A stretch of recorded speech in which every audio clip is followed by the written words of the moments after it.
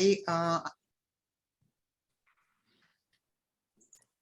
Barbara Zoller-Gringer, the co-chair of the Parks and Recreation Committee. Welcome.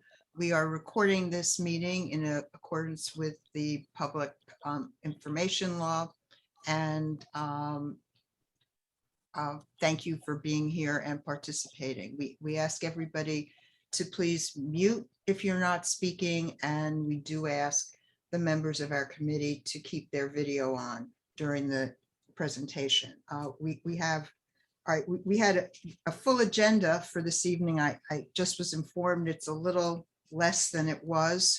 So I'm going to ask our presenters to try to keep their presentation to about 12 minutes as we move forward. So I want to welcome everyone to the meeting and welcome my fellow committee members. And Andrew Lasawecki, my co-chair, is not at the meeting yet. He should be here later. And I'm going to ask the other members of the committee, starting with Leonard Levinton, to introduce themselves. Hi, I'm Leonard Levinton. I'm a member of the committee. Jennifer, you're next on my. Jennifer Melby, member of the committee. Thank you, Jennifer. Suzanne? I am Suzanne Quint. I'm a member of the committee and the board. And Suzanne, thank you for taking our minutes this evening. I appreciate Got it. it, Barbara. Candace? Great to see you. Hi, nice to see everyone. My name is Candace Harrison, and I'm a member of the committee. Okay, Sabrina? Hi, Sabrina Lucia Rezzi. I'm a member of the committee and the board. Thanks. Thanks for being here. Carolyn?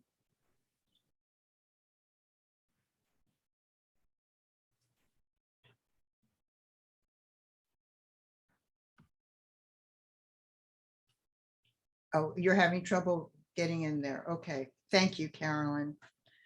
All right, so we have the agenda. Do I have a motion to accept the agenda? We are not having, as my understanding, we are not having a presentation this evening from the Economic Development Corporation on Abolitionist Place, but I see we do have some other people who perhaps are going to be speaking about it.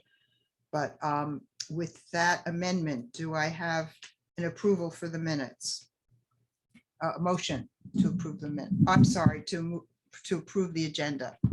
Mr. Levinton, Ms. Melby, all in favor of approving the agenda as amended? Okay. Any opposition or abstentions? Thank you. Now we move to the minutes from our April meeting, April 11th. I had sent a change to the office earlier today, just to change the name of the person who had taken the minutes last time. And that was Sabrina. Again, thank you for doing a great job on those. Any other changes to the minutes from April 11th? All right, hearing none, I will see a consensus to approve the minutes as presented. So thank you. Now we have, all right, so our first presenter is, and I'm not sure if I'm going to pronounce your name right, Sarah, and I apologize. Is it Krautheim or Krautheim? Very close, Krautheim. Krautheim, okay. And she is the Senior Vice President of Public Affairs for Governor's Island. And do we also have Imani Isaac here? Hi, everyone. It's Imani Isaac. Okay, great. She's the Senior Manager of Community Outreach and Partnerships for Governor's Island. We're always delighted to hear the latest about Governor's Island. Of course, we feel very close to it because we are closer than Manhattan. So we'll turn it over to you, and looking forward to the update. Great. Thank you so much, Barbara, and to the committee for having us this evening. I'm going to share my screen. We are excited to be here to give you all an update on our spring and summer public season on Governor's Island, as well as some of the public programming we're presenting this year. So just bear with me while I pull this up. Okay, can everyone see this okay? Yes. Fabulous. Okay, and I will try to move quickly. So I think most of you are familiar with the island in general, so I won't go through this in great detail, but one exciting piece of news I wanted to reshare with this group is that Governor's Island is now open to the public year-round. Traditionally, we have been open primarily during the summer months, but last year we were able to announce with the mayor's office that we would be able to be open year-round. So we had our first winter on the island this past year, where we hosted an ice skating rink. We had a winter village with food vendors and fire pits and holiday lights, and also hosted a really fun ice sculpture carving competition in partnership with the Lower Manhattan Cultural Council. So that is something we will be bringing back, but obviously the weather is getting warmer and I'm here today to talk about spring and summer. Just so folks are aware, we are open to the public daily. We are open from 7 a.m. to 6 p.m. Monday through Friday, and Saturday and Sundays. As of now, we're open until 7 p.m. But starting Memorial Day weekend, we will stay open on Saturdays or Fridays and Saturdays until 10 p.m. So it's a great opportunity to enjoy the park space, get a great view of the Statue of Liberty at sunset, and then enjoy some of our great food and beverage offerings on the island. So how do you get here? We are still only accessible by ferry. The Trust for Governor's Island runs daily ferries from Lower Manhattan. We also run shuttle service from Brooklyn. We now run that from 2 locations. Folks might remember that we traditionally have run Brooklyn ferries on weekends just from Brooklyn Bridge Park, Pier 6, but we now also run them from Red Hook, Atlantic Basin, which is something we started during COVID, really to prioritize park access, especially to a nearby neighborhood that does not have as much open space as others. Ferries are $4 round trip, the ferries that we operate. And they are also free for everyone before noon on weekends. And then they are free at all times for residents of NYCHA, ID NYC holders, seniors, children under 12, military personnel. And then we also do a lot of outreach and partnerships, which my colleague Imani leads, to community-based organizations throughout the city to offer free ferries. So day camps, senior centers, youth organizations, and we have worked closely with Community Board 2 in the past to spread the word about this, but we'll be sure to follow up with some flyers for you all to distribute, offering that opportunity. And then one really exciting piece of news that I wanted to share, an update since I last came to this committee. NYC Ferry, the city's commuter ferry service, now serves Governor's Island every day. This is something that we have been pushing hard for many years, and thanks to our partnership with the New York City Economic Development Corporation and the support of folks at Brooklyn Community Board 2 and elected officials, we were able to make that happen starting in January. So NYC Ferry serves Governor's Island on the South Brooklyn route. So that means direct access from Dumbo, Fulton Ferry, Pier 6, Red Hook, Atlantic Basin, and then in addition to that, Sunset Park and Bay Ridge, and then Corlears Hook in the Lower East Side. So super exciting. Thank you all again for your advocacy around this. It's already been a huge success, and we're getting a lot more visitors during the week than we traditionally were, I think, thanks to this increased accessibility.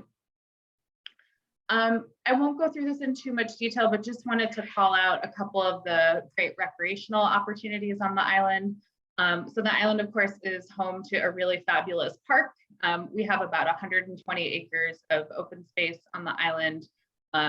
This photo is from my favorite part, the hills, which gives visitors a 360-degree view of the harbor. You can also see Brooklyn Bridge and the growing downtown Brooklyn skyline from there. We are a great place for biking. We are car free when we're open to the public, so it's a great place for adults and kids to learn how to bike. We have bike rentals from our vendor Blazing Saddles available. We also have 3 city bike stations, and our bike vendor Blazing Saddles, we have an agreement with them to offer free bike rentals weekdays before noon. So something that we really like to spread the word about, especially to school groups and camp groups that come to the island. A couple other highlights, we have a really unique adventure playground run by an organization called Playground NYC. This is supervised. I know it looks risky, but it's extremely popular with kids, and it's open and free on weekends. And then they also run a great day camp during the week. And then in June of this summer, we will bring back free kayaking. We do free kayaking on Saturdays in partnership with Downtown Boathouse, but we also have this kayak dock that is accessible for landings at all times that we are open.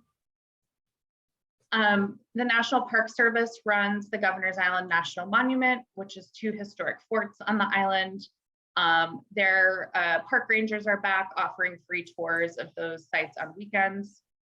We also offer additional free walking tours for visitors that are interested in a longer version of the history on the island, as well as information about the park. We also offer grills that you can reserve on the island. There are 2 locations. You don't have to show up early and fight for a spot. You can reserve a grill in advance for $26 a day, and you get it for the full day. So that's something we really want to promote to folks coming out to enjoy a day on the island. And then another reservation opportunity is we have athletic fields. We have baseball fields that are utilized by a number of little leagues throughout the city. And then we also, a couple years ago, spent some money regrading the parade ground on the historic district of the island to basically accommodate soccer, football, lacrosse, etc. So we really prioritize nonprofit youth leagues and school groups. And we still do have a lot of capacity to host leagues on the island, and hopefully the increased ferry capacity helps, but you can reserve those fields on our website. Next, I wanted to just highlight some of the arts and public programming opportunities we have coming up. So we have really grown our arts and culture program on Governor's Island, and we deliver that program in 3 ways. One is we commission public artwork. Pictured here is a work that's currently on view by Chantel Martin. She basically transformed this former military chapel that was formally deconsecrated in the 90s into this really wonderful meditative space where we posted poetry readings and other performances, all totally free and open to the public. We also present special events and programming partnerships. Pictured here is an outdoor film series we host every year with Film at Lincoln Center. This is coming back this year, starting in June. We're going to be putting out an announcement about that tomorrow, listing the lineups of films, but that will happen after hours, obviously during those late nights, late summer nights, and really just a fabulous place to watch a movie. And then lastly, I'll get into this in a minute, but we also host about 24 cultural organizations in the island's historic houses through our Organizations in Residence program, which I will talk about in a minute. Just wanted to highlight a number of the public art commissions that the Trust for Governor's Island has commissioned. You can find public art all throughout the landscape and within the historic district of the island. So many of these works are returning. Some of them are permanent and will remain on view in perpetuity. But one really exciting piece I wanted to highlight is a commission that we just opened a couple weeks ago, which is really a living artwork. We worked with an artist named Sam Van Aken on a project called the Open Orchard, which basically takes fruit trees and fruit varieties that were once native or found in abundance in New York State, but have since gone extinct due to climate change. This artist is a professor and researcher at Syracuse University and has been collecting heirloom fruit varieties over the years. And he basically grafts multiple fruit varieties onto a single tree. So we have recently planted 100 of these trees on Governor's Island. They are not fenced in, they're totally open to the public. They are young trees, but they will bear fruit. And our hope is that people can pick the fruit and actually taste varieties of fruit that haven't been found in New York for quite some time. Another key part of this project is bringing the fruit trees to community gardens around the city. So we partnered with New York City Parks and NYC Green Thumb to distribute about 100 trees to different community gardens in all 5 boroughs. So we'll be doing a second round of distribution this fall. Would love to make sure some of these trees end up in Brooklyn Community District 2. So we'll be reaching out about that opportunity in the coming months. A bit about the organizations and residents program I mentioned. So we, as I stated earlier, we host about 24 multidisciplinary cultural organizations within historic former military homes on the island. Every fall, we do an open call to organizations, and I'm happy to say we have organizations from almost all boroughs, lots of Brooklyn-based organizations, you know, a mix of folks presenting visual arts, science and educational programs, as well as performance. So the way it works is we do this open call. Organizations that are selected are provided with free space within these historic houses. And then on weekends, they present free public programs.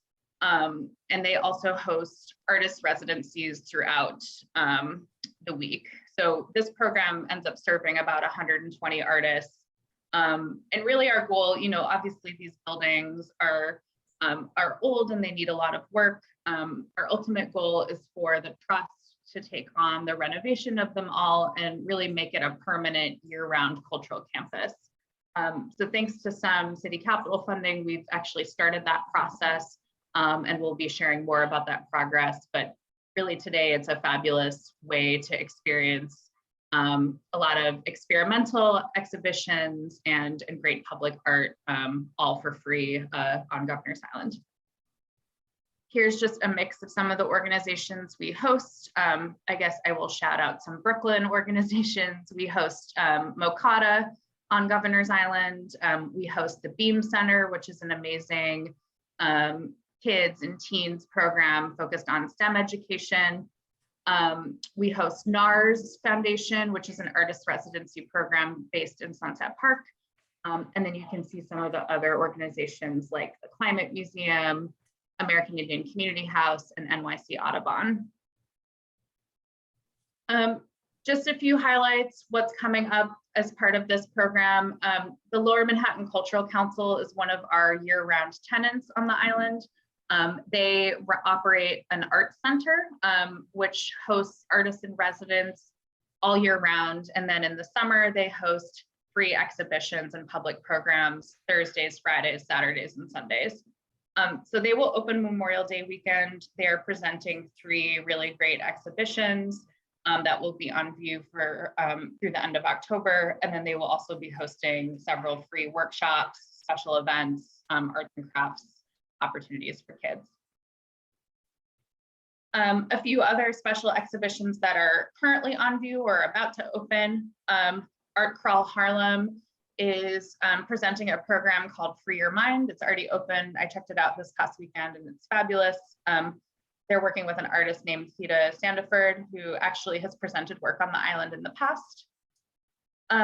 Mokata is partnering with the Supremacy Project to open an exhibition in June. This work is addressing oppression and violence that BIPOC communities have been dealing with, and they have presented work within Community District 1 in Brooklyn Bridge Park in Dumbo. So some folks might be familiar with the Supremacy Project. And then NARS Foundation is presenting an exhibition that just opened on May 7th, featuring site-specific installations by artists from the Philippines. I won't go through all of these in detail. I'll share this as a follow-up so folks, so I can get through the presentation, but just a couple other exhibitions. One thing I want to point out is many of these organizations host public artwork outdoors within the landscape. So pictured here on the right is a work that Beam Center will be presenting, and they will be installing this basically in collaboration with their day camp that they run on Governor's Island for teenagers. So great opportunity to see the work of Brooklyn-based kids in action. We also host free public programs in our urban farm on weekends. We partner with the Bee Conservancy, with Grow NYC, who runs a teaching garden, and with Earth Matter, who runs a compost learning center. You can visit chickens and goats in the farm, so great opportunity to take your kids. Also just want to mention that Grow NYC hosts school groups and camp groups during the week, where they actually have a curriculum that talks all about where fresh food comes from, and you know, we want to spread the word about that, so we'll make sure to follow up with information about how you can sign up. And then lastly, just wanted to highlight a couple of special events. The vast majority of the events we host on the island are free. We do host some ticketed events. We will be hosting a number of 5K and 10K races over the season, for instance. But this coming weekend, we are hosting Rite of Summer, which is a free classical music concert series that will take place in Nolan Park. And then one thing I'm really excited to share is we are hosting New York City Pride for their first in-person Pride celebration since the start of the pandemic. So they will be moving Pride Island, which is the concerts that used to take place in Hudson River Park, to Governor's Island the last weekend in June. And then finally, just wanted to wrap up and mention that we do have a lot of great food vendors and small businesses operating on the island. We have nearly 20, many of which operated really successfully during the pandemic. But we have a full list of them on our website. Many offer vegan, vegetarian, kosher, and halal options. Pictured here at the top is a really exciting partnership we started about 2 years ago with NYCHA. It's called the Foodie Spot. We basically have this container that graduates of NYCHA's Food Business Opportunities Program rotate. So these are all small businesses run by residents of NYCHA, and it's open on weekends, and really encourage you to check it out. And then pictured at the bottom is Collective Retreats. They offer overnight accommodations, but they also have food and beverage options and a restaurant that's just totally open to the public every day. And then just to highlight a couple of new things, many of you are probably familiar with the fact that there has been a spa on Governor's Island under construction for many years. This is a project that predates Imani and I, but was the result of a request for proposals that was issued in 2012 for a few historic buildings on the island. So they are now up and running. They opened in March and they are open daily. Reservations are available on their website. It's qcny.com. And then a few just new food vendors that we're super excited about. We have had a lot of success with food trucks. So the New York Food Truck Association is bringing a rotating list of food trucks every weekend on the island. Pictured here is Makina, which is an Ethiopian food truck. They were here this past weekend and will be here almost every weekend through the summer. And then pictured to the right is, this is actually Industry City, but there is a vendor there called Peru Club, which operates a pétanque court, which is basically a French version of bocce ball. I recently learned about this. But they will be providing this new recreational amenity, and they will also be serving food in collaboration with Court Street Grocers. So it'll be sandwiches, vegetarian options as well. And then, as I mentioned, we're still finalizing the full list of food vendors. We'll have more to announce after Memorial Day, but you can stay tuned on our social media pages and at govisland.org for more info. So that is the update I had. Thank you all again. We listed our contact info here. We're always available if folks have questions or have ideas for what you'd like to see on the island, but we really hope to see you all out this summer. And if you're up for it, we'd love to give a tour to this committee at some point. And happy to take questions. Thank you. All right, thank you, Sarah, for that very enthusiastic and very comprehensive presentation. I know there are a few questions in the chat, but we'll start with members of the committee. Does anyone on our committee have a question for Sarah? Yeah, I do. Suzanne, I saw her hand first, and then Okay. Lenny will be next. Okay. Hi, Sarah. Thank you so much. So much going on, and just an extra thank you to Governor's Island for getting the daily ferry service from Brooklyn going, and great to hear that that is indeed resulting in increased attendance, which I know is your guys' goal. So that's fantastic. My question is about the athletic fields. We often have folks coming to the committee who are looking for spaces to play. And I guess just any additional guidance you can give us in terms of, can we send any leagues, teams, et cetera, over to you? Are there any restrictions? How available are the fields? We would love, especially now, again, with the daily ferry service, that makes the fields really accessible for Brooklynites.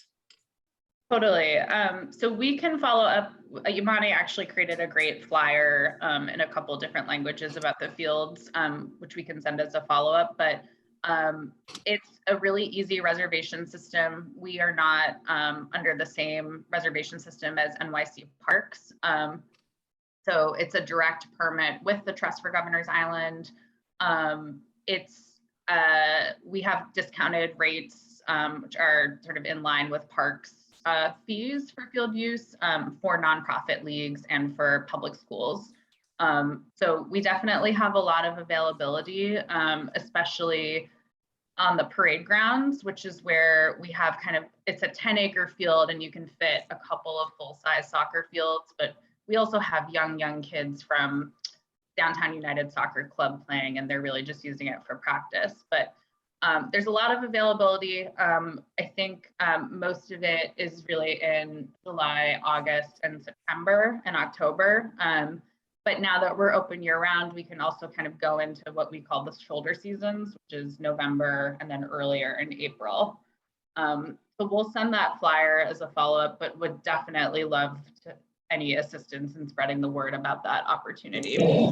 That's great. Thank you. Lenny? Yeah, I'm pretty intrigued about the spa.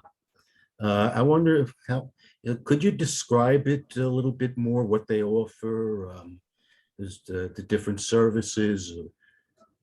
Just could you explain it a little bit more for us? Well, Yeah, sure. I would suggest perhaps you could go online and get that information. It's not really operated by the trust, I would think. So I think maybe we should have other questions that are directly related. Well, the it's trust. kind of services that are offered to the public, right? But I think it would be better because we've already gone over our time for this, that we go on to other questions. Is there Sure, anyone? maybe what we could do, maybe Imani, you could drop a link to the spa's website in the chat, but yeah, they offer day passes, they offer specific services like massages and facials, and then they have outdoor and indoor facilities, but really we have a lot of historic buildings on the island that need to be adaptively reused, and they have transformed 3 beautiful barrack buildings into this new facility and amenity for visitors. So I encourage you to check out their website, qcny.com. Oh, thank you, Taya. Okay, any other committee members with questions? All right, I know we have a couple of board members here. Any board members have questions on Governor's Island? Okay. Yes, this is John. Mr. Do I have Duke. one brief question? Yes, I was wondering, is Governor's Island in any way subjected to the sea level rise along with global warming? Are there any studies? Is there any preparation that the island is doing? Yeah, that's a great question. So yes, definitely. When the city took full control of the island in 2010, it was right around the time when the Bloomberg administration was starting to monitor sea level rise. So at that point, we didn't even have a park on the island, and the city had put out an international design competition to design a beautiful new park. And there are two sections of the island. The historic district actually sits quite high and is less vulnerable, but the southern portion of the island was basically created in the early 1900s, and it was all landfill that was extremely vulnerable. So the entire park was designed with climate resilience in mind. So it was all elevated above the 100-year floodplain. There's a really unique planting strategy that the designers use to basically fill in the park with native and native adaptive plants. So that's something that our horticulture team continues to study to sort of see how well they fare. In general, the park has done really well and has served as a great barrier to extreme weather events. Even during Sandy, the landfill or elevated parkland had been sort of put in, and we were able to restart construction in 2 days and didn't have much flooding. And then similar to, during Hurricane Ida, we had an event maybe the next day on the play lawns, and they were really built to drain properly. The park has really fared well. And then, because the island is this place that doesn't have residents, we have really tried to attract and encourage climate change education and research. So we are home to a high school, the Harbor School, that is focused on careers on the water and maritime research, marine biology research. We host the Climate Museum, but we are currently in the process with the city of trying to attract a university and research institution that's focused on climate adaptation research. Because we don't have residents, we think it's an ideal place for folks to research and test different strategies for climate adaptation so that they can be scaled to neighborhoods around the city and hopefully the world. So I think Taya put in the chat a link to some information about that project, but climate change is very, very top of mind for us. Okay, thank you. Now, Taya, do you want to read some of those questions in the chat? Sure, let me scroll up 1 second. Thank you.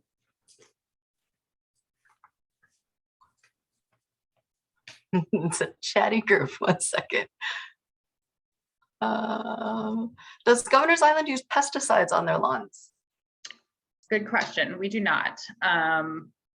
It's very important to us to not use pesticides. We do have some invasive species on the island. If folks have been to Hammock Grove, we have a bit of a mugwort and Phragmites problem.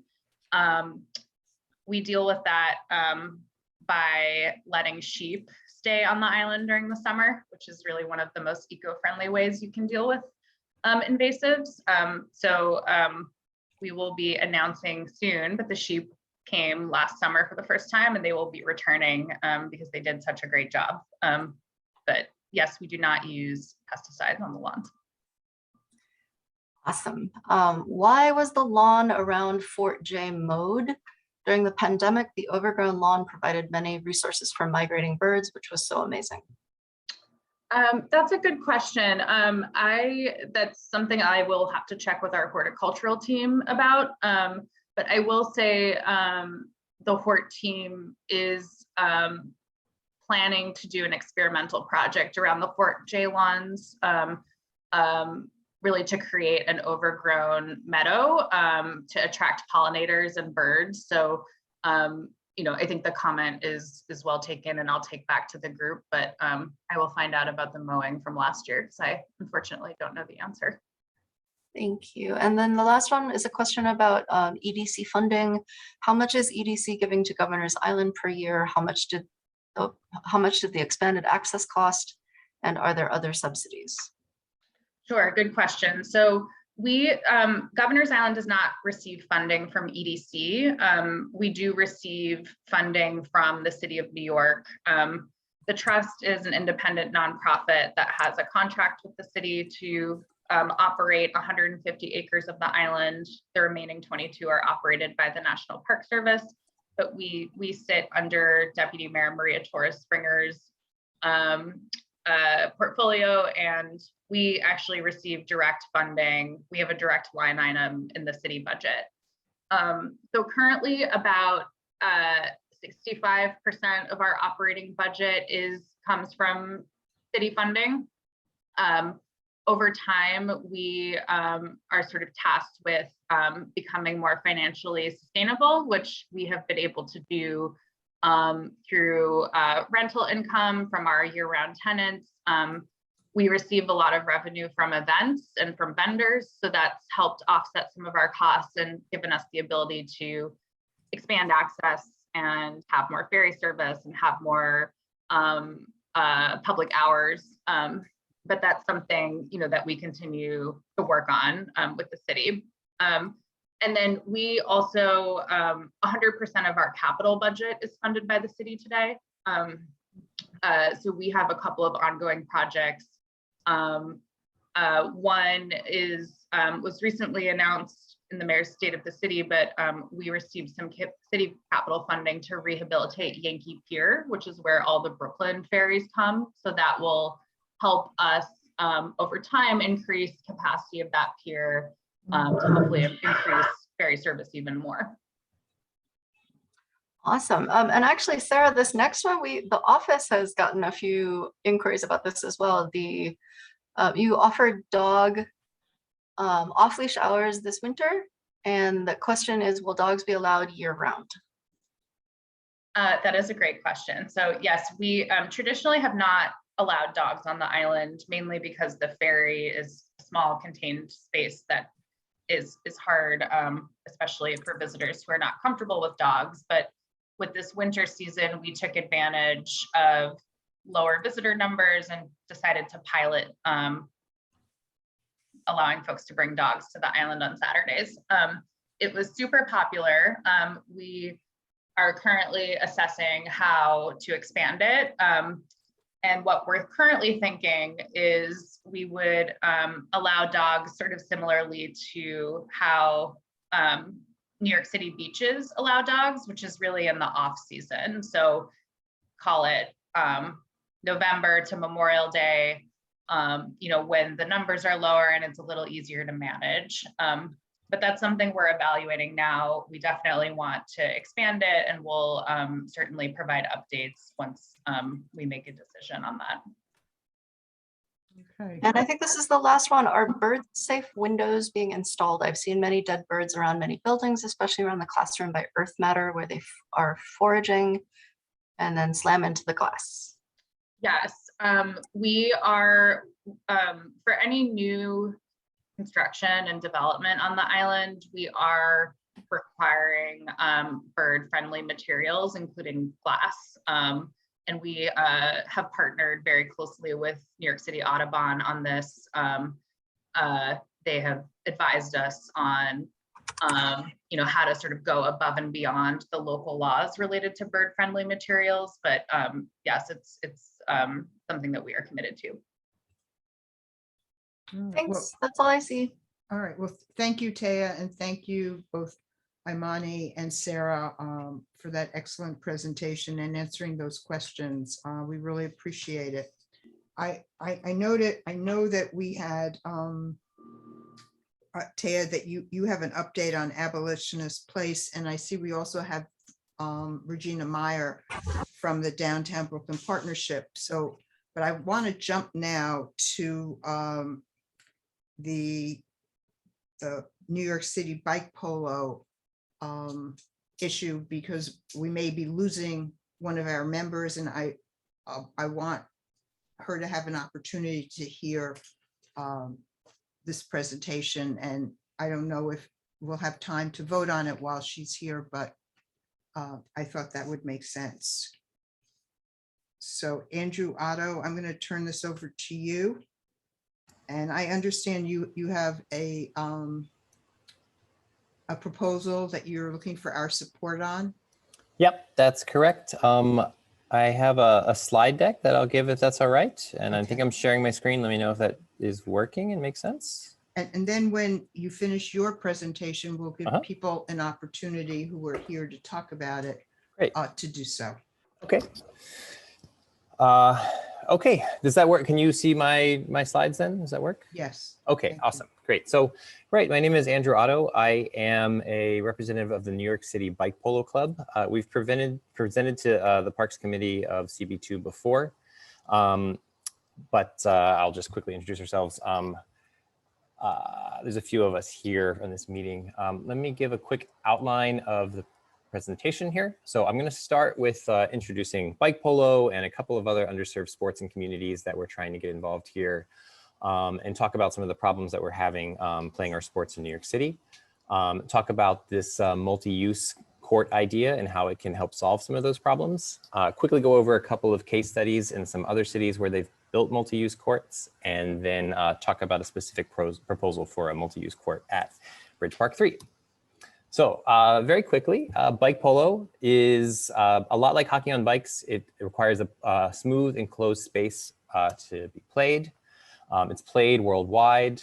The New York City Bike Polo Club was established in 2005. We're very active, have 40 plus active members, most of whom live in Brooklyn, a lot in this community district. And aside from the sport, which is really fun for myself, I also really enjoy the community. I like this quote from Bike Vibe, which did an article on us a few years ago. And they described the scene as, with one word, as community. We're very inclusive. We play twice a week wherever we can find space, which is sometimes a little bit hard. We're co-ed. We host clubs from other cities for tournaments and newbie days and workshops.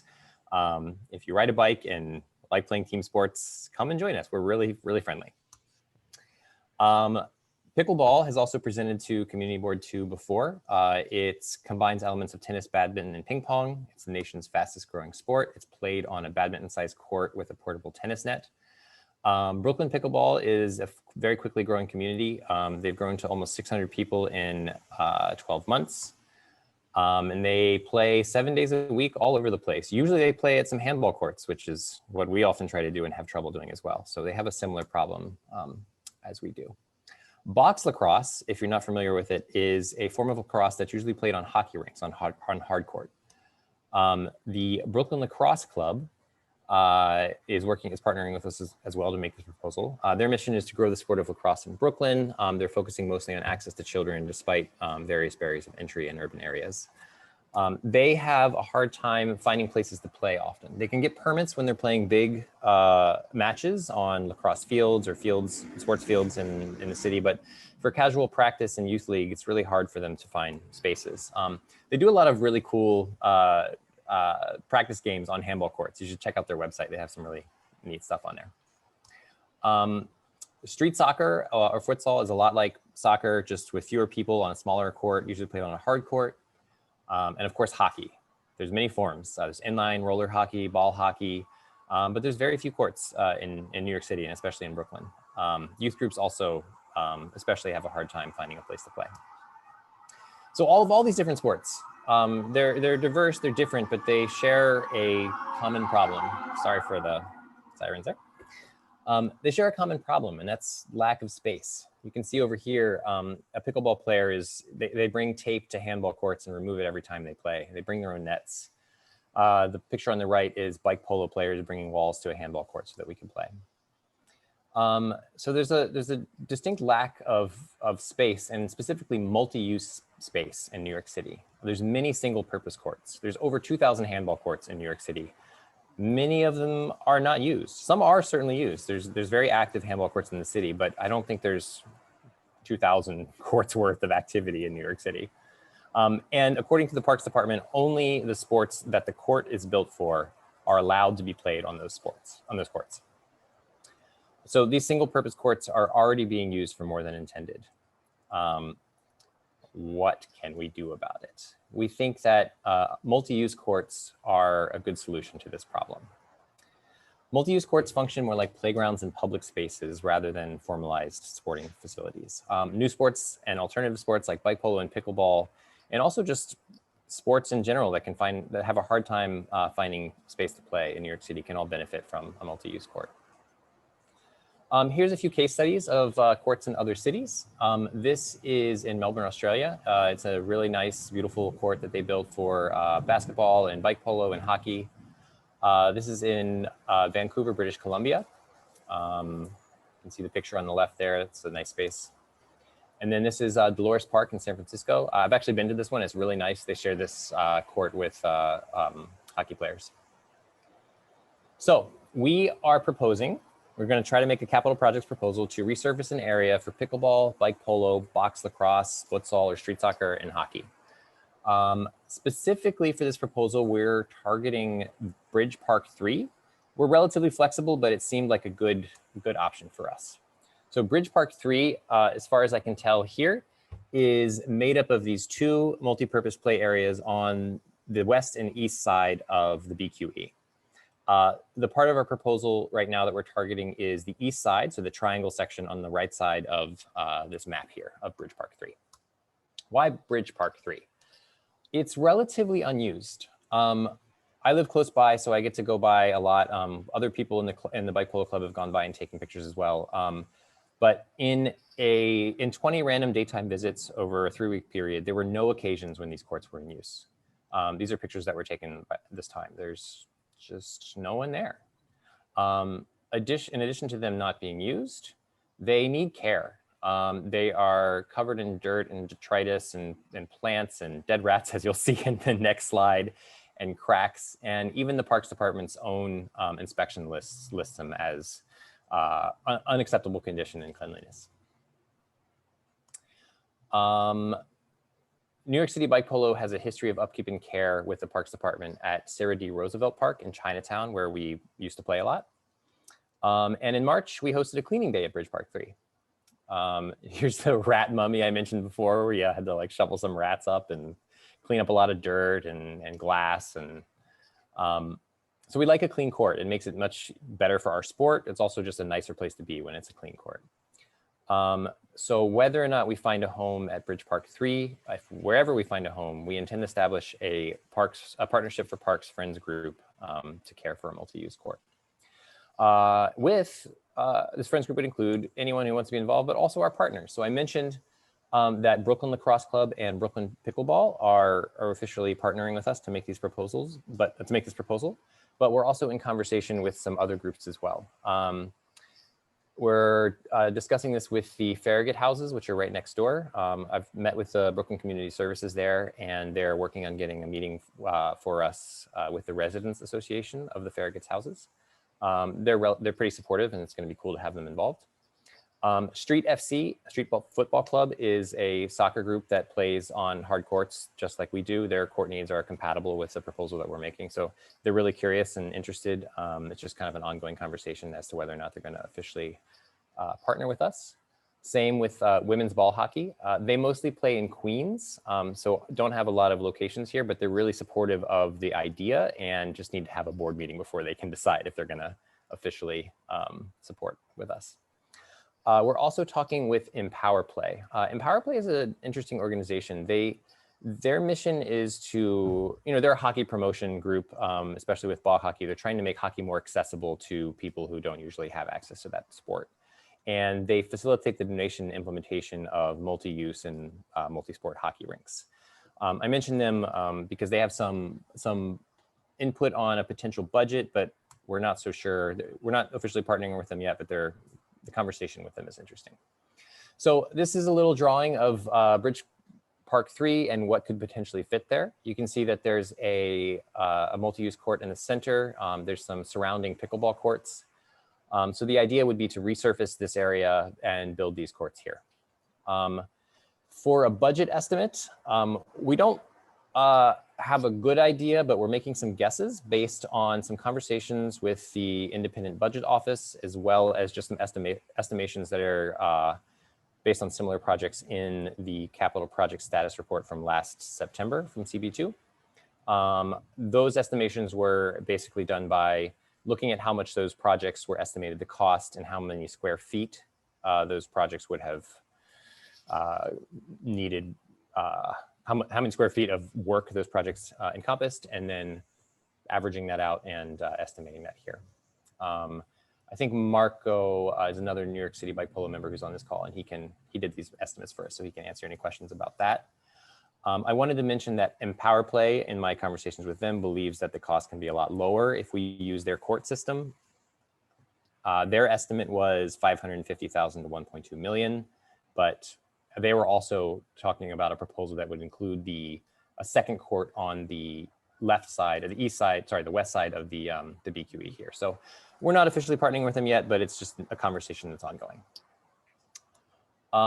So for this proposal, our ask of Community Board 2, Parks Committee, would be to add this multi-use court proposal at Bridge Park 3 to the committee's fiscal year 2024 statement of needs.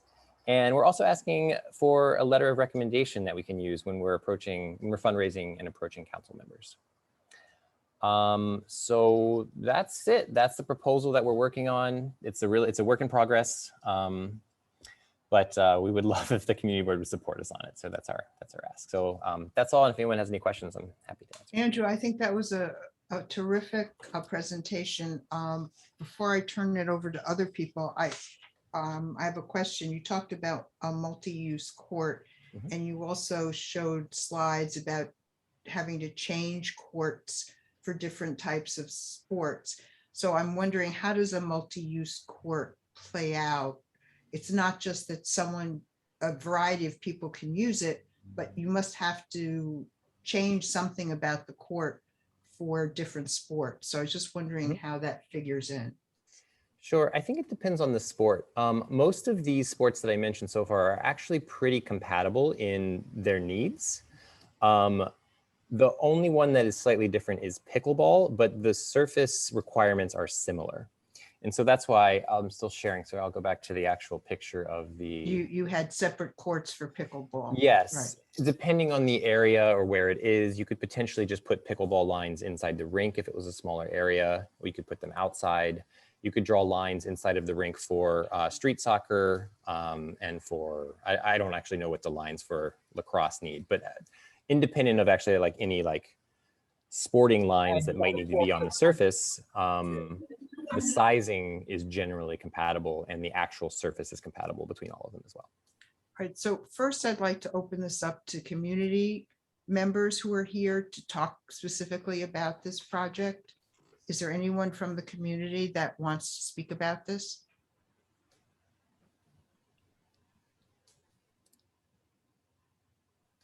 All right. Taya, do you see anybody? Because I don't. I don't see any hands. Okay, all right. So then I'm going to open it to committee members with questions. Candace. Hi, so I know this is going to be like a multi-use court, you said. So where do you plan on storing like the equipment or the nets and things like that? That is a great question. I don't know. I think that this is so preliminary that we haven't thought about that. We could potentially have some storage boxes. We could have a place nearby where they would be locked up. I don't know. It's a good question though. It is a And good the, question. the Parks Department does have a history of offering those big metal trunks. They're called job boxes. We've actually advocated to get a couple placed in the district. So that could be something down the road. I suspect that anything would be better than bringing all of your walls and equipments with you every time. And what about, was it pickleball that has to put down the blue stripes and all? So if they had the separate courts there, they could just be painted, or they wouldn't have to do that. Okay. And Exactly. I know somebody else on the committee had a question. Suzanne? Okay. Hi, Andrew. Great job. So just confirming, so this is not the side of Bridge Park that has those old basketball courts. It's the other side. They both have old basketball courts. This is the side. It is the- Closer to Susan. yes, Smith. yes, exactly. Yes. Great. Okay, I agree with you. I think it's a great location. Very underutilized. My question is, so it sounds like you guys haven't engaged with any of the elected officials yet, as of yet. No, not yet. We were hoping to get support from the community board first. Great. And Parks Department, have there been any conversations with the Parks Department? I guess, since the last meeting you were at? No, we have an ongoing email thread with them, but they haven't been particularly responsive recently. So I haven't presented any of this to them about that. Okay. Any other committee members have questions? Okay, community board members with questions. All right, I'm going to ask one more time if anybody here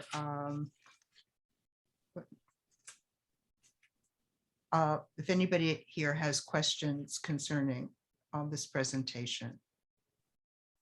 Okay, and Taya, I was just looking at the chat, but it disappeared very quickly. So let me understand. You're looking for a letter of support from the board. And what was the other part of your there?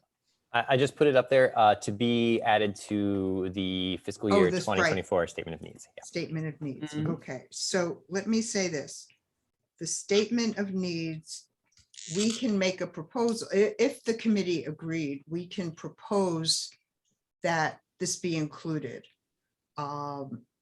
We cannot guarantee it will be included because that's a decision that's made beyond us. And Taya, you need to help me in terms of a letter of support, since this really hasn't gone through the Parks Department yet, whether this is timely to vote on issuing a letter of support. Sure.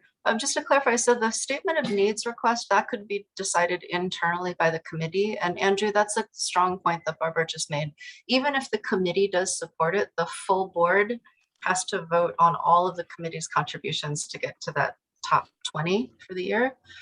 For the second item, my recommendation would be that the letter be addressed to elected officials and the Parks Department to allow the multi-use court coalition the most flexibility. Essentially, they're just asking for a letter of general support for the concept and some indication that this community district would be open to having this multi-use court seated in our district. Okay. But I think that the correct recipients, it's interesting because that particular location overlaps two city council districts. There aren't very many parks for which that's true. Mhm. So the correct recipients would be both Councilmember Ressler and Councilmember Hudson and the Parks Department, Mhm. the Brooklyn Parks Commissioner. Mhm. I would recommend also the BP, in my opinion. Yes, that's a great. Yeah.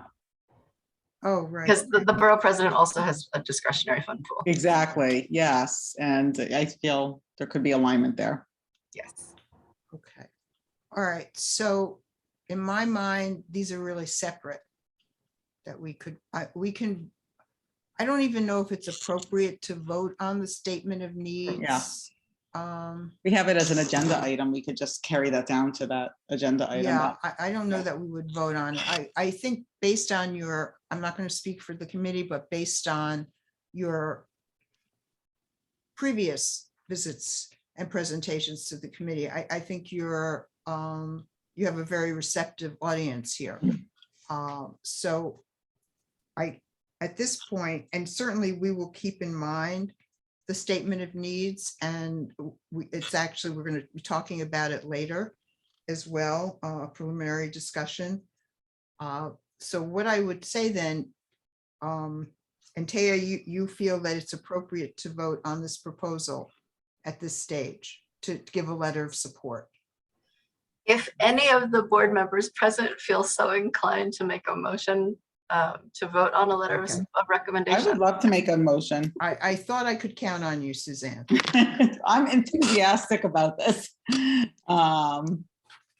You know, we have park space that's underutilized and Right. groups that are looking for space. So, I enthusiastically move that we draft a letter of support to the elected officials and Parks Department for some flavor of a multi-use space in concert with the Parks Department's expertise.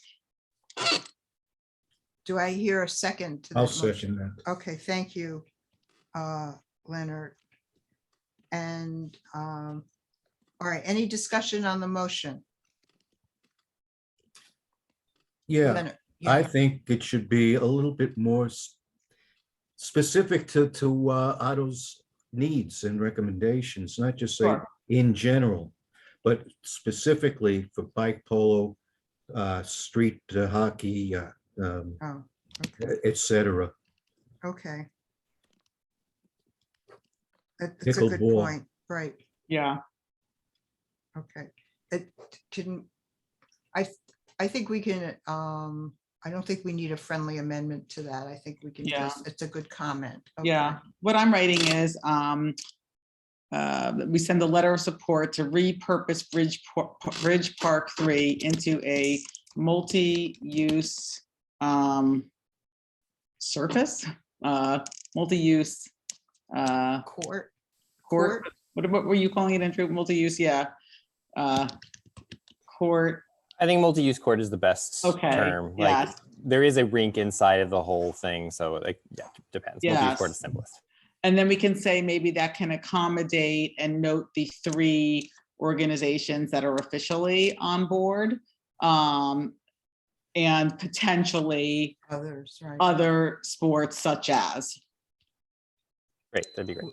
And probably say something like, you know, there it's for which at the present time, it's difficult to find appropriate space. Mhm. You know, Okay, and increasing popularity. All right, all in favor? 4, 5. All right, I see 5 hands raised. Oh, Sabri, 6. Okay, great. Any opposed? Or abstentions? All right, so that's I 600. see none. Is that right? Is it 600? Correct. yes. Okay. So the motion passes. So thank you. And you're welcome to continue to stay, but I just want to, I probably will say this again towards the end of the meeting. We are always looking for public members of this committee. So we welcome everyone to please consider joining. And just reach out to the district office if you're interested in it. We'd love to have you. And even if you're not a public member, please keep coming to our meetings. All right, Mhm. thank you. All right, Taya, I'm going to turn to you now. You said you had an update on Abolitionist Place. Yes, and just a very brief one. They called me today to let me know. Thank you, NYC Bike Polo and Coalition. Congratulations. I'll reach out to work with you on a letter. EDC NYC reached out today to let us know that they were not going to present today, but I would say that's a good news, bad news situation. So hopefully most of you know that EDC NYC has a new president as of a couple of months ago. Current Mayor Adams appointed Andrew Kimball, who was previously in senior leadership at the New York Public Library, Brooklyn Navy Yard, and most recently Industry City. So he is the new head of Economic Development Corporation. He has actually already reached out to and met with Councilmember Ressler.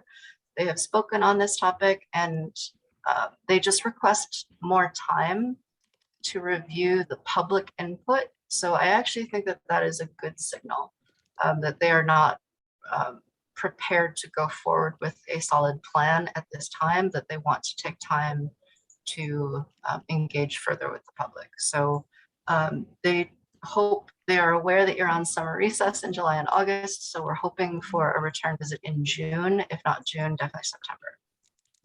Thank you. Thank you, Taya. And Regina, I know you're still here.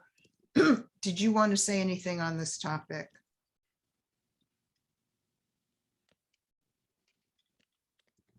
Sorry, Barbara, I was on mute. That's okay. No, I am just sitting in. I thought, I didn't know EDC had canceled, and I was happy to listen to the other presentations. Okay, thank you. It's great to have you here. All right, it looks like the next thing on the agenda is the chairperson's report. And it sort of segues in from Ms. Aller-Kruger. Yeah. They're just in recognition of the number of people that had attended the meeting for the EDC topic. Would you be willing to entertain any public commentary on that topic? Sure, in just a moment. I wanted, thank you. Really, the only thing I really wanted to say as part of the chairperson's report was there was last month a meeting called to discuss a visioning session, really, with the artists Camila Janan Rashid at the Brooklyn Public Library to discuss the art there for Abolitionist Place. I attended the meeting. Unfortunately, the meeting was disrupted and it did not take place. So we are waiting for EDC to reschedule that meeting. That was very unfortunate.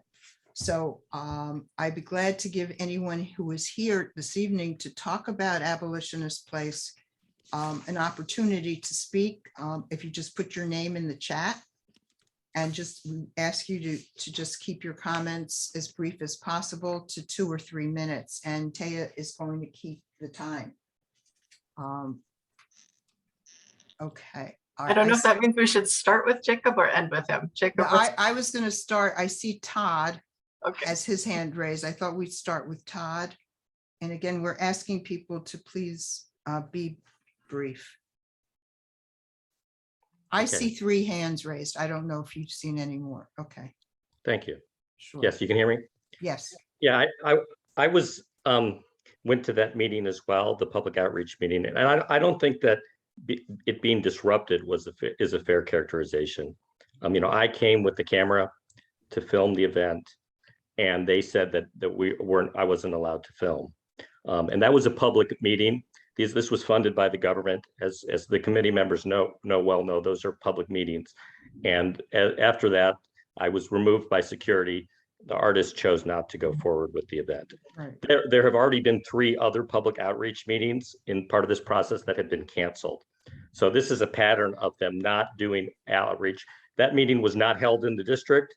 The key people, who have been working on this issue for 20 years were not invited. There's been really no attempt to do a public event with a lot of participation in the Black community in downtown Brooklyn. It's a real shame. And it follows with a decision by the Public Design Commission, as some of you know, in January of last year, that asked that the park be fundamentally redesigned to put the Abolitionist Place Memorial at the center. That was the Design Commission's decision.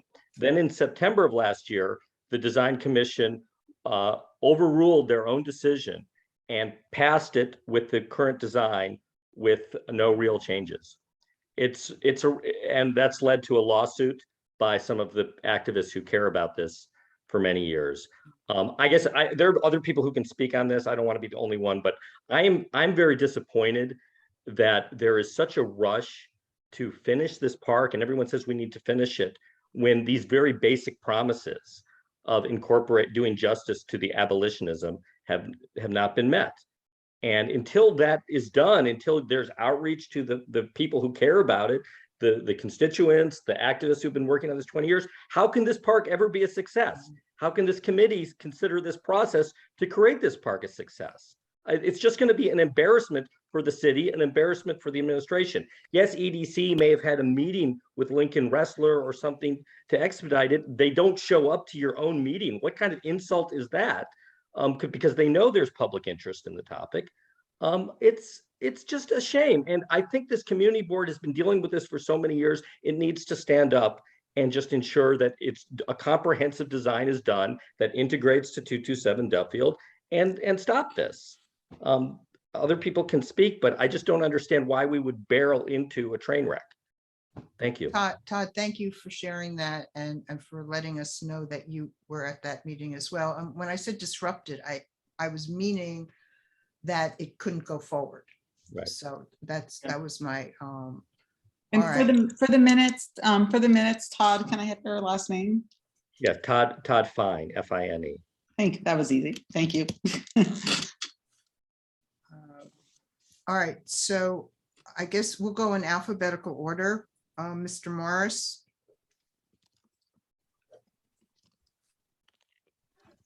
Am I unmuted? Yes. Oh, good. Okay, let me emphatically say that I actually got a ruling from the Committee on Open Government in Albany regarding the outreach at the Brooklyn Public Library that was sponsored by the Department for Cultural Affairs. It absolutely comes under the open meeting law. And I wasn't there, but I saw the video of what happened. And Todd was not disruptive. That really needs to be understood. He was not disruptive. As a matter of fact, Camilla herself on Twitter, which there's screenshots of, I think she deleted it later, but what she said to Todd is that he sits there quietly and that this disturbs her. She doesn't like Todd because Todd did a Freedom of Information Act request that revealed that she has gotten approximately $138,000 so far from EDC. $138,000 to do what? I don't know if you guys know. And I would like to be on the agenda for next month to do a brief presentation about the courses of action in our lawsuit against the parameters of this proposal for the design for Abolitionist Place Park. And it is a park. Abolitionist Place is the street next to it, but that's another story. And how that happened is another story.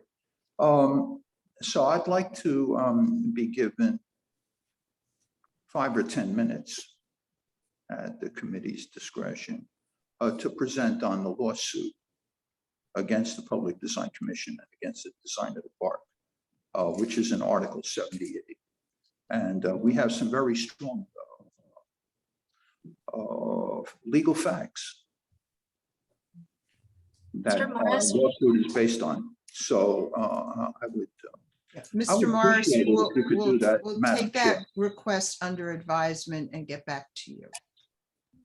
All right, what's going on with this is just really wrong. It's wrong in several major ways, but one is, and I believe you know this, Madam Chair. I believe you know this.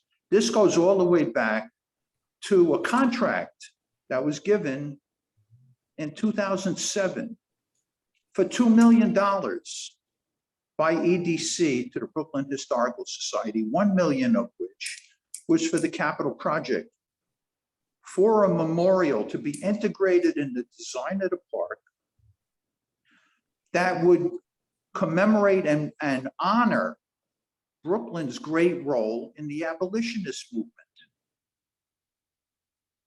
That's not happening now.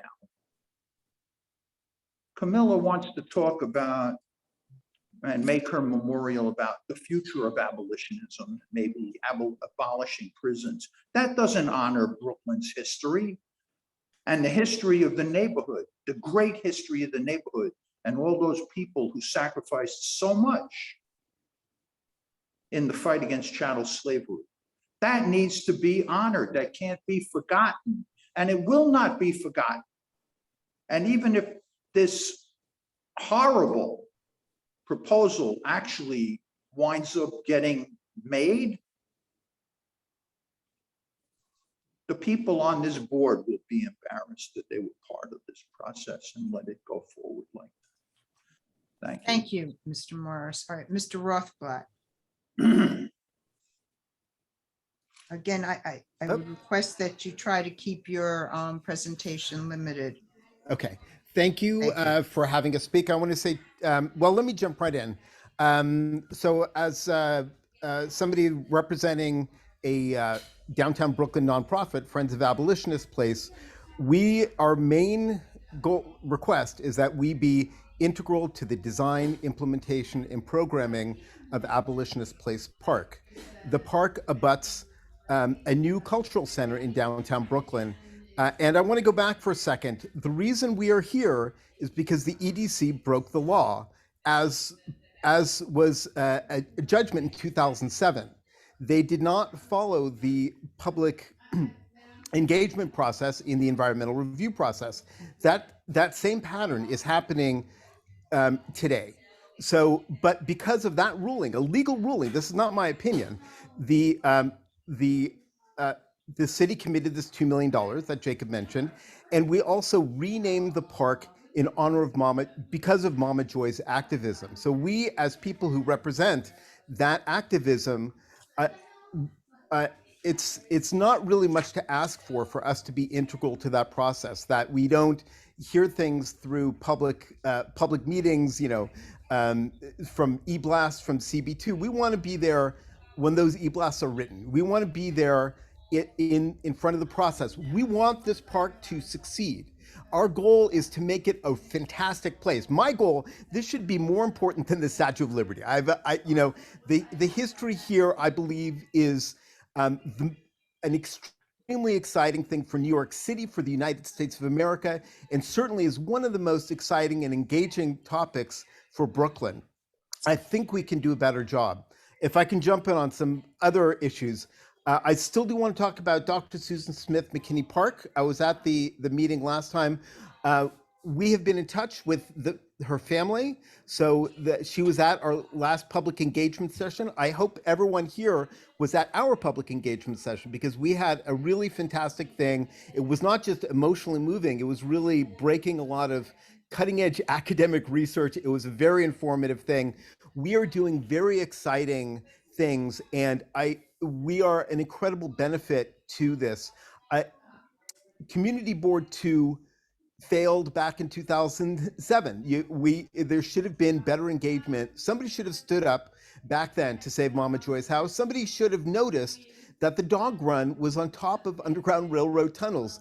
Community Board 2 has failed to really use us to our full potential. And we implore you to really treat us as allies, because that's what we are. We want to make this really successful. And we have a chance. We have a fantastic opportunity community, and please take advantage of it. Oh, one more thing, regarding Kyler Gore Park, there's the first Black Woman Suffrage Club met across the street from that. Hopefully, we're going to be having a plaque over there honoring this history. This history is very much based in Community Board 2. I implore people to reach out to me. I will really share some really exciting information that can really benefit this community board. So thank you very much. Thank you. All right, I want to move now to other committee business, which is really the statement. Barbara, I see another hand. Oh, I'm sorry. Where is this? Let's see. Yes, my name is Shanae Lee. I'm the co-chair for Friends of Abolitionist Place. I am also the daughter of Joy Shetty, who is the late owner of 227 Abolitionist Place. And basically, I'm here to get support from Community Board 2.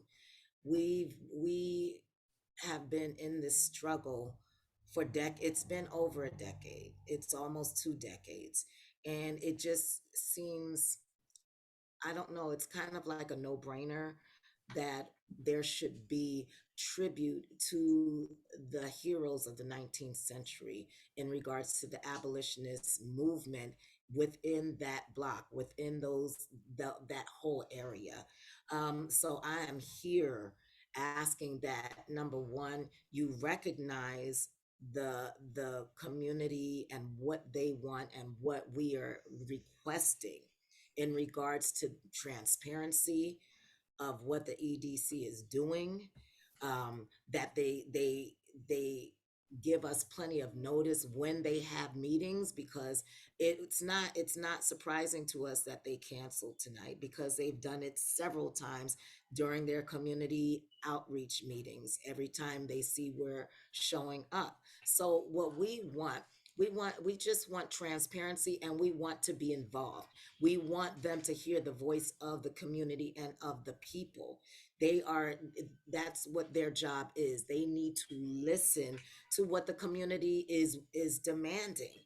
And we demand that people who represent women of color, suffragist movement, civil rights, anti-slavery, to be put up in that park. And we want them to know that we're not going anywhere. If they cancel again, we'll be right back waiting for the next meeting, because this is just that passionate to so many people. Thank you. Thank you so much for sharing that, Ms. Lee. And I hope the next time that EDC is here, and I hope it will be in June, that all of you will be here again, so that they can hear firsthand your concerns. So I appreciate that. All right, one more time. Is there anyone else who wants to speak on this subject? All right, I don't see any other raised hands. So I'm going to go on to the other committee business, which is statement of district needs. And I had asked people to start thinking about what they think is significant that should be in their statement of needs. And I hope you had a chance to look at least the summary of the responses to last year's questions. So I'm going to open. I would like to talk to something here in other community business, committee business. Well, first we're talking about, Leonard, first we're talking about the district, the statement of district needs. When we're finished, if you have another subject, then we will be glad to listen to it. But Okay. I've just just opened this one. So Okay, I'd like to 'cause they may be continue. related. That's fine. Okay. So, I mean, tonight we heard from New York City Bike Polo and their concerns about the statement of needs and what's included in it. So I don't know if anybody here wants to talk about that or any other. I hope everybody on the committee will have at least one. Yeah, Taya. Hi, I actually have an overview of this year's statement of needs process. It takes maybe 4 minutes. Or would you like to do that now? Sure, that'd be great. Every year we try to make it easier and easier. And also recognizing that for some folks, it's their first year doing this. 1 second.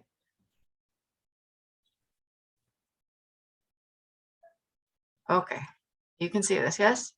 Yes. Okay. So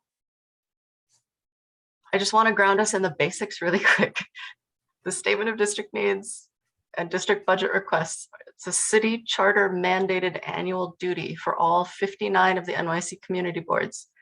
So I just really want to emphasize that the focus really has to be on this little geographic nugget right here. How to advance slides, there we go.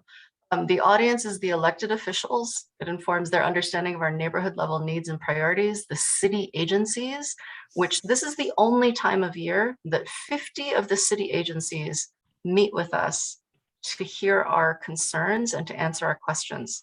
This happens every year in September.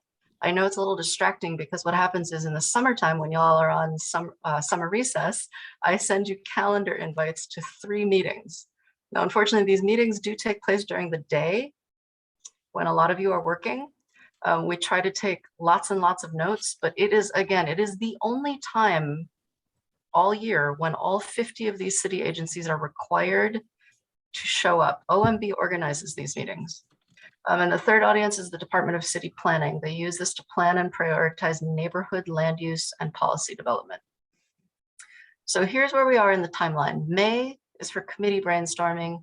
June is committee drafting and planning. And then there's this weird chunk where you're on summer recess. Not the best planning, but this is what we have. September is when those city agency consultations happen. Please look for those invites sometime in July or August. The committee requests have to be complete September 29th. So you really only have 1 meeting after summer recess to finalize your requests. Because for the 10 days between the 30th and the 11th, the full board does their voting on that Google survey. It's ratified at the general board meeting on the 12th. And then your district manager will have 2 weeks to submit. And this district has done very well. From what I could find in the records, there has only been 1 year in the last 20 years that this community board did not submit a document. It ends up being about an 80-page document. I sent you all a link earlier to this shortened URL, tiny.cc/SDNBR. I know that a lot of you don't like spreadsheets. I know that a lot of you hate looking at this. So I'm just going to review really quickly these 4 items that are in this spreadsheet. But just so you know, if you ever just need to find everything related to SDNBR in one place, that is where it will be. So included in that link, capital budget requests, here's a definition. Long-term infrastructure project, a one-time expenditure, typically over $50,000, typically 5 or more years of future public use. Let me move this zoom. So common examples are land, buildings, equipment, or for example, a new park.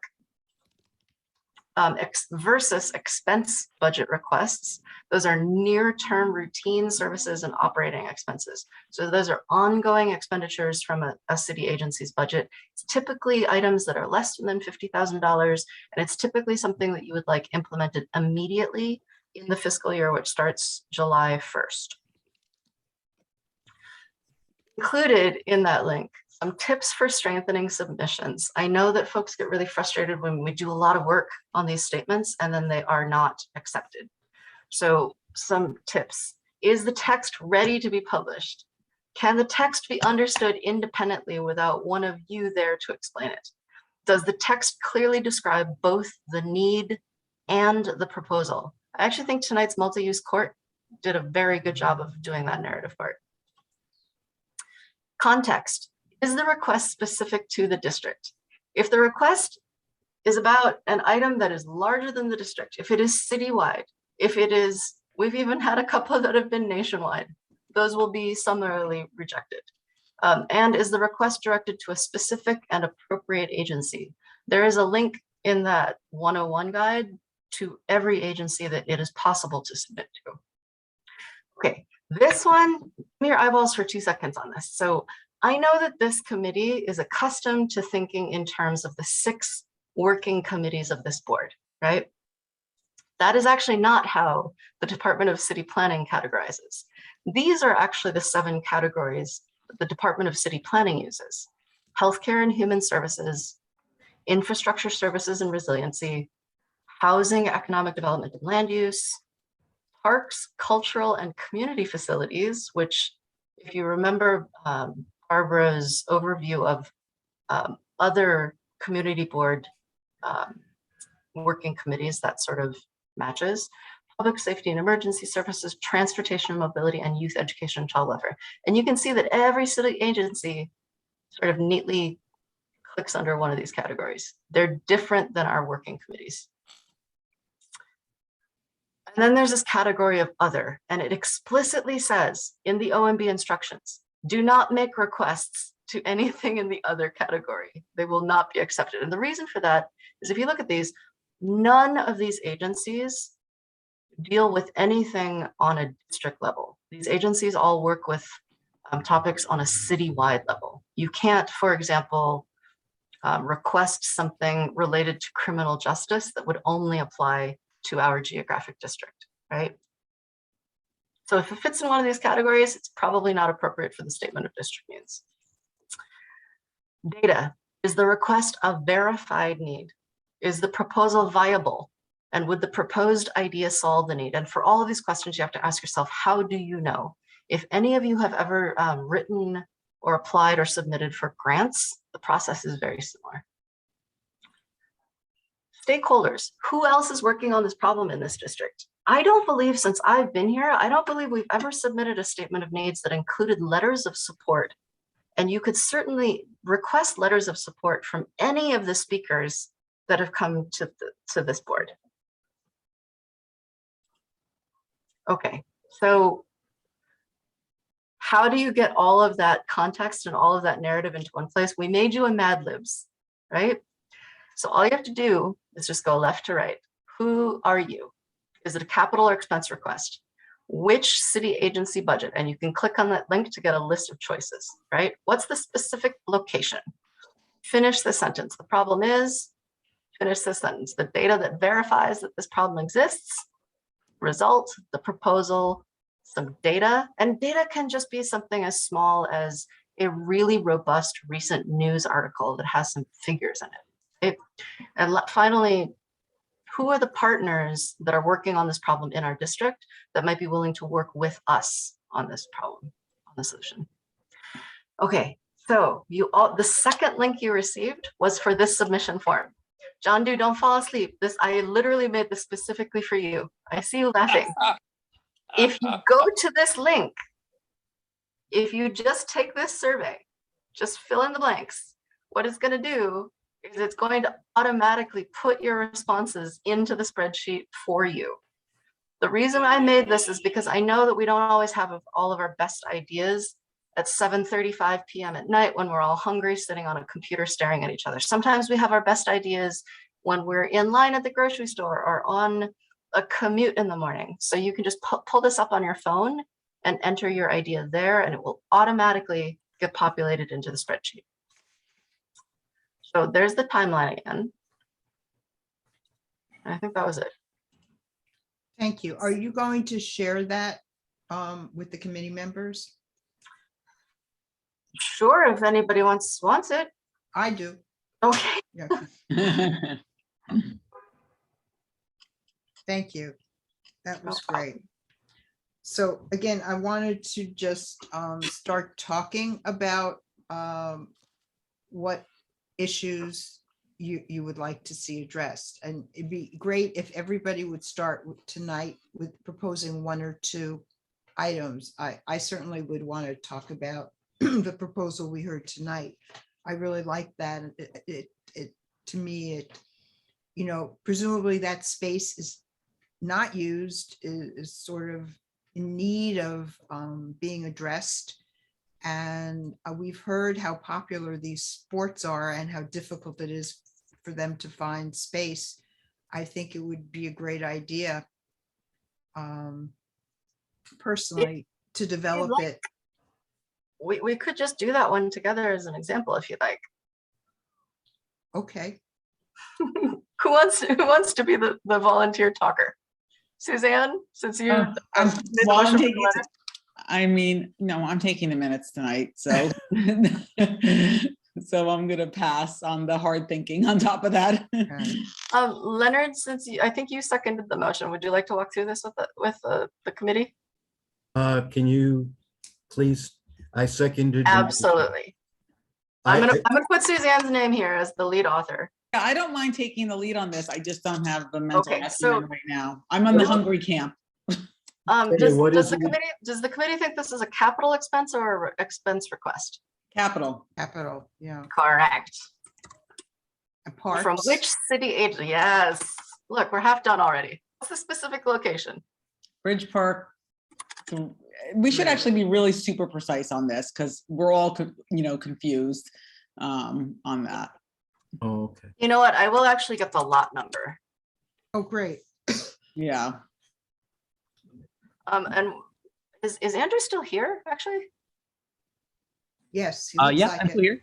Andrew, could you say can you finish this Mad Lib for us in one sentence? The problem is, One sentence: lack of multi-use space for underserved sports and communities. oh, I hate typing with an audience and I'm typing at an angle. Mhm. Let me start over. Lack of multi-use space for underserved sports. Is that what you said? Yeah, and communities. Communities is good, and you can throw that in there. Why not? Sports and communities, sure. For underserved hard court, correct? Sure, that sounds good. And what is some data that verifies the problem exists? Coalition slide deck. Oh gosh, guys, my laptop is tipped up at an angle. If you need a link, I just recently pasted it in the chat. Awesome. Yeah. And it's a PDF? I linked a PDF as well as to the view and browser link to. Great. We'll take a link to the PDF. Somebody finish this sentence. The result we want to see is The refurbishing of the space to incorporate a multi-use hard court. And should we mention the pickleball courts as well? yes. I think it's like 7 affiliated sports leagues now, right, Andrew? Something like that. And our proposal is coalition slide deck link. And one of the reasons this is so easy to adapt is because this little League of Concerned Citizens did all the hard work for you, right? And it actually includes all of this data and policy history that supports the proposed solution. And they are also the answer to who is a research or service partner. Multi-use court, or what do you, hard court coalition? I mean, we never named ourselves, but sure. Well, a coalition. Coalition. Yeah, multi-use court, multi-use hard court coalition. I don't know, multi-use hard court coalition. Sure. So it's done. And there's a couple of places where I'll have to go back and Well, I add a think couple things in. in the result we want to see, I think we need to add the pickleball courts so that, we don't want just the one court. We want, this is for the result we want to see. Yes. Okay. So in a nutshell, this is really all you need to do. And even if you're just doing it on that Google survey, you can either come to the spreadsheet and type it in as I just did, or you can punch up that URL and just do the Google survey and enter it automatically. But I actually wouldn't spend too much time agonizing about a whole, like, they really should not be much longer than this at this point. There's nothing more heartbreaking to me than seeing board members spend a lot of time at this stage and then it just doesn't even make it to the final vote for the full board. So, you know, keep it simple. But that's done. You've got one Right, of your well, 15 is done. I just want to know, under that data policy, what does that signify? Those, This one? yeah. For example, I know mean- that Andrew has linked in his deck some links to the independent budget offices, you know, that like all the places that they pulled numbers from. Okay. You know, there was one slide in the presentation that indicated how many single-use courts there were versus multi-use courts. So, and they actually did the work of going around and figuring out how many people are involved in all of these multi-use hard court sports that don't have a home. And it was in the hundreds. okay, so we would need to add something there down Yes. the road. Okay. Don't you think somewhere in here you should mention the specific sports themselves? Because if you say underserved hardcore sports and communities, I see. I got it right here. I just can't type. Right. I see where you're pointing. Oh, okay, list them in that box. I got it. Okay. That should be filled in. All right, so now other committee members who want to suggest topics that should be included. For what it's worth, this committee did pretty well last year. So I hope that we get some good requests again this year. And if you recommend something tonight, you don't have to be wedded to it, but we should have some suggestions so other people can think about them. Surfaced my suggestions at last month's meeting, right? Because we had this as an agenda topic and you asked us to come forward. So I will dig that up. Okay, great. You know, for the sake of tonight's meeting, even if we don't go all the way left to right, if people just want to throw out some ideas to put in this column, and then you can go back and finish later. Well, I found my original notes maybe sooner than finding the minutes. But, Yeah, I have the minutes, but. Right. Right. We went over some of this, right, Barbara? Well, I don't really see it here. Under statement of needs? I just read it before. No, not from the April meeting. Okay. Is that the one where on one of those sheets, it all says no funding available, like the Washington Park repairs and the tennis court, Fort Greene tennis courts? It always indicated afterwards that there were no funds available for that in one of the reports that Taya sent us. Or not? Right, that was from last year, I believe. Okay. It doesn't mean we can't ask for it again this year. Oh, You know what?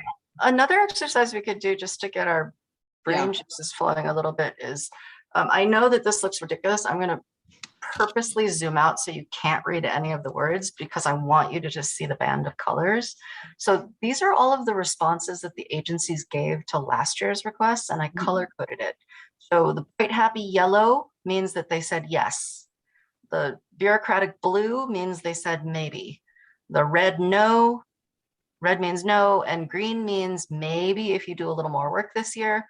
And purple means we don't hate this idea, but you're barking up the wrong tree. Please ask somebody else. Okay. So just so that you can see visually, look, so we submitted quite a few requests. We submitted the maximum number of requests last year. We got an awful lot of yeses, quite a few maybe if you do a little more work, that's the green, quite a few blue maybes, and quite a few purple, you're asking the wrong person, but it's not a bad idea. So if you're stuck for ideas, I would recommend switching to that tab and just checking that out.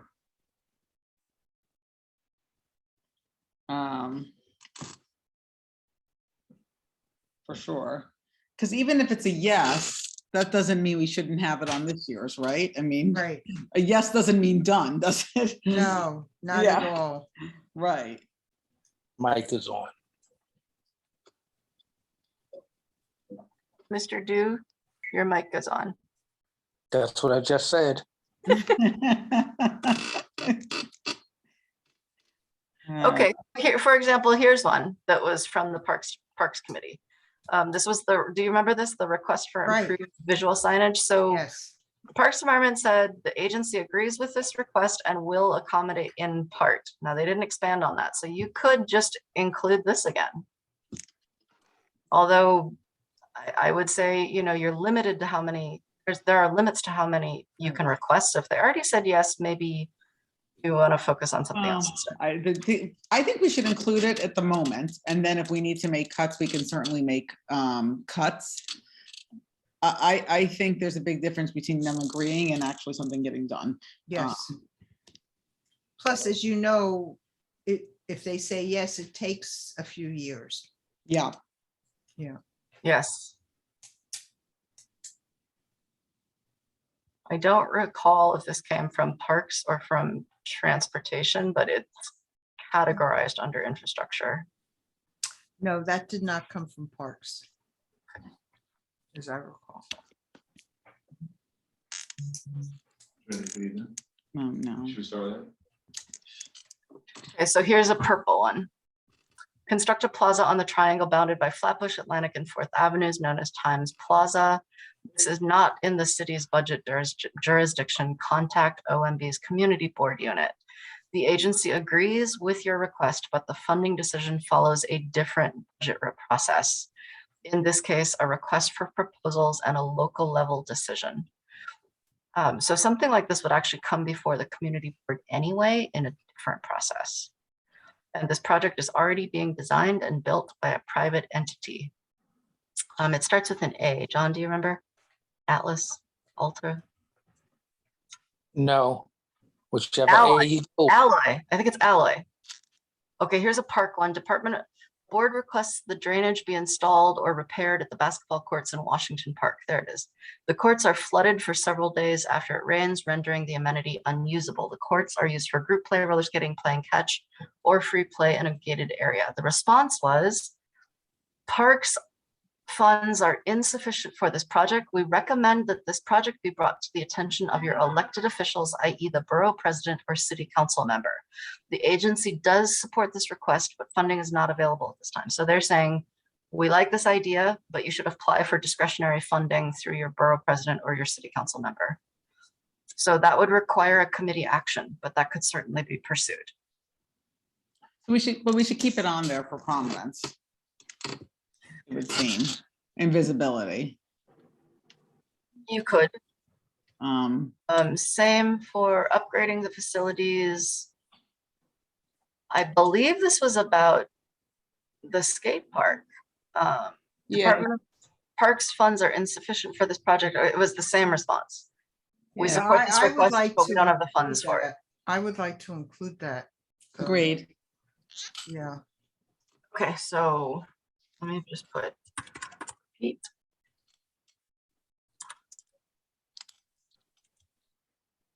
And I'm not going to speak for Lenny, but I'm sure he wants to include something here about dog runs.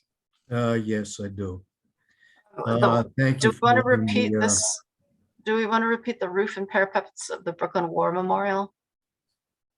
They actually presented to this committee about this and explained why the funds were not available.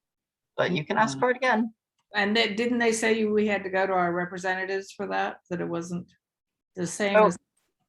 sort of what's underscoring all of this is that Parks Department, which is already underfunded, suffered some of the highest budget cuts during COVID, which have not been fully replaced. So I think underscoring a lot of these responses in this column is, hey, we don't have the money to do this year, but you have a borough president and city council members with discretionary funds. You should ask them.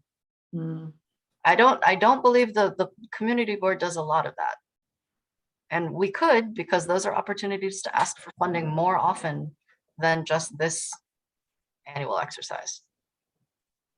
Well, What would you like to think do we with this one? Which one is it? The War The Memorial? Brooklyn War Memorial. I don't have an opinion one way or another. Personally, I don't know how other people feel. Okay, Fort Greene Tennis Courts lighting. Nobody feels strongly, we'll move on. Gymnasium floor at Farragut. That didn't come from this committee. Fix the detector on the sprinkler at Walt Whitman Park. The water motion detector on-off sensor is broken. Their response was further study of this request is needed. The agency requires additional information from the community board regarding this request. So what that means is that our narrative was not strong on that. They didn't fully understand the request and they need more information. That could come in the form of photos of the problem.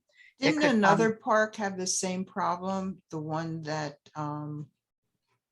wanted, I can't think of the name of the park now. The Friends group opens and closes it. The ones that wanted the dog sign. South Oxford? Is don't they have the same problem? I believe you're right. So this requires additional work. Now we have the summer months to do that. And what I would say, my interpretation of this is that what they're asking for is better documentation. So it's a description, but it's not descriptive enough. I don't remember us discussing Walt Whitman Park. I think I put that item on the agenda and I'm happy to get supplementing photos. Who is that? That's Sabrina. Sorry. Joining again by video. Yeah, I can reach out to the Cadman Park Conservancy and get more information. Great. And actually, Sabrina, that you mentioned that is perfect because maybe Cadman, you can also, we are certainly welcome to ask Cadman Conservancy to write a letter of support for the community board's idea, right? So if they agree that this is an issue that they would like to see included in the district statement of needs, we should invite them to submit a letter of support. Okay, I'll do that. And I think they also put the War Memorial, which we went past already. So I'll speak to them and see if they're interested. That would be great. Where did War Memorial go? There we go. Okay, I'll put your name next to it so I remember. Okay, thanks. So do we have anything, what do we have here about dog runs from last year? There was nothing in there from last year.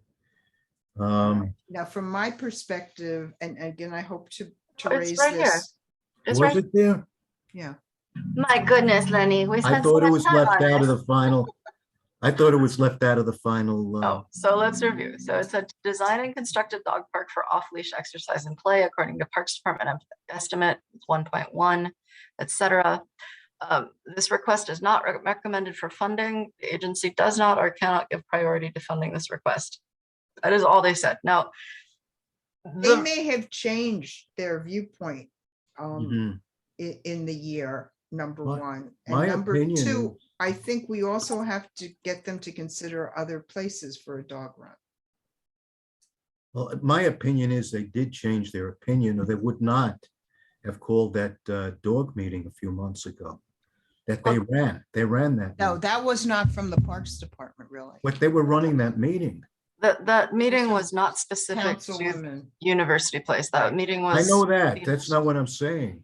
I'm saying that they are open to funding dog parks in the community. Yeah, in the is there district. some way we could have something a little more generic that one or two locations within the district should be identified? I think that would be strategic. Well, I would like. Run? Oh, Leonard, you muted yourself. Leonard? I'm here. Thank you. I would like to take the opportunity at this point then to just bring up the fact that I did send the chain of emails to everybody, all the board members, all the committee members that I regret not sending earlier last month. That hopefully clarified everything that was done at Union Square Dog Park, which is directly over the subway over there. University Place is not over the subway.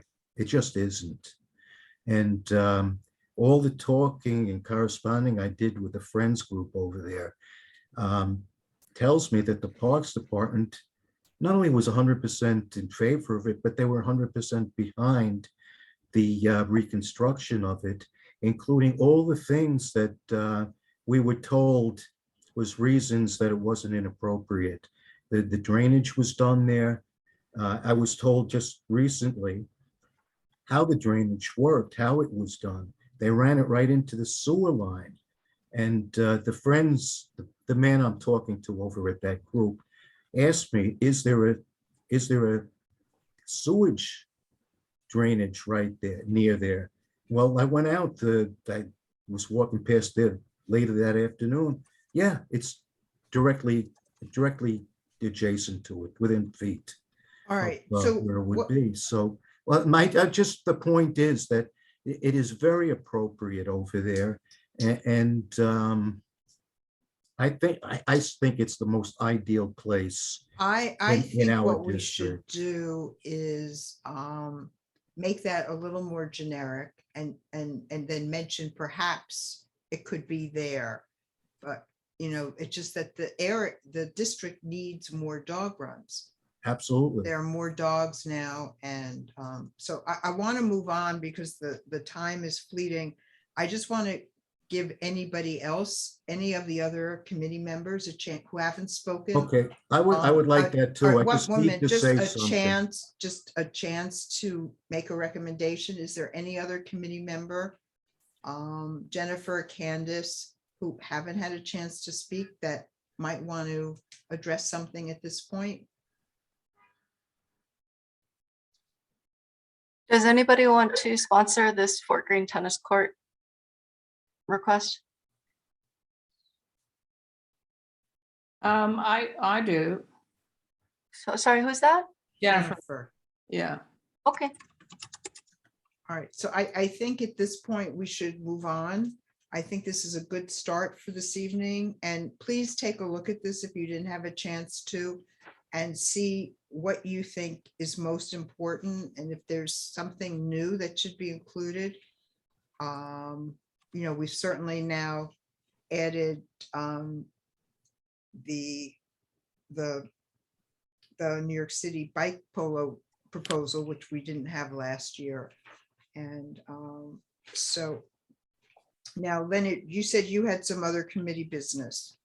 Well, that was basically what I wanted to bring up, that I sent that link of chain mails, of Okay. emails, so that everybody would much more clearly understand what I was trying to say last month, and how Commissioner Mayer voiced his opinion, his reason Okay. for it, thinking that that's inappropriate, and how wrong his All right, well, opinion he is. or someone from his office should be here next month and we can address it at that point. Okay. I don't know if it's an apology, but I already filled out that little form that Teo, you were talking about, not realizing that you wanted us to wait until this meeting to discuss how to do it. Oh, no, That's fine. there was no need to wait. No need No to need at wait. all. No. Okay. In fact, I'm glad that means that it was easy enough that you could figure it out on your own. That's great. It seemed simple to me, and Great. Do as many as you like. I guess it was just plugged into the spreadsheet. Great. Okay. All right, that's what Teo wants to hear. So, okay, we're going to go to community forum and new business. Mr. Du, is your Did we do hand other up? committee? Did we do other committee business? Yes. Did Oh, you have something else? I for did. the- I'm sorry. Okay, go Yeah. ahead. Go Yeah, ahead. no, I have a couple of things. Well, I just wanted to Sure. share, I had shared with Barbara and Taya, but I just wanted to share for our full committee that I decided not to reapply to CB2 for the next term. And I'm going to take a break. So I will see you at the occasional meeting, you know, as the agenda sparks me, but I wanted to share that with everyone. I will, however, be continuing to work with Susan Smith, McKinney Park, and the Friends group that we are working to form after the successful Zoom with about 40 attendees. We got about 6 people in person to meet in person and start to get to know each other and get things moving. We have learned from Parks Department, I can share here, that the opening of the park is now slated for mid-June, is what we were told 2 weeks ago. So the burgeoning Friends group is working on some communications items in terms of a website and/or Facebook, Instagram pages, and also thinking about an opening event separate from whatever ribbon cutting would be done, you know, with electeds, but an opening event for the community with programming that would appeal to all of the residents all around that park. So more to come there. And then the third thing I just wanted to raise, just for our last meeting of the session, and it sounds like Parks is maybe going to be, hopefully going to be joining us, Barbara. I is hope that right? so, yeah. Yeah, that's the plan. Right. I would love for them, we've had it on our list for a while, the turf replacement topic that comes up like a lot. And there's supposedly a schedule for turf replacements. It would be great for them to, you know, list out the parks with turf in our district and give us a view into when each of those are due to be replaced. Oh, okay. They do have that, they have, you know, they have discussed that before. Yeah, they you're say there's a right. schedule. We haven't seen it, right? Well, they did talk about when there was that particular, I think it was the South Oxford Park again.